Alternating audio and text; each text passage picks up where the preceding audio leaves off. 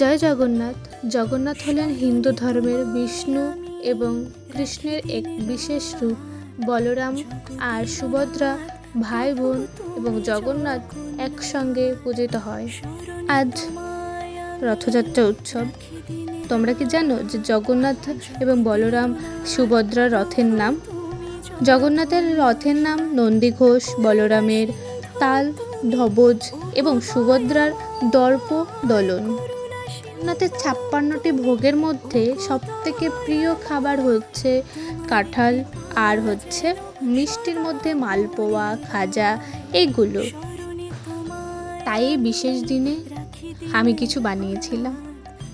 তাই জগন্নাথ, বলরাম এবং সুভদ্রাকে ভোগ নিবেদন করেছিলাম, সবাইকে প্রসাদ দিয়ে আমি নিজে খেলাম।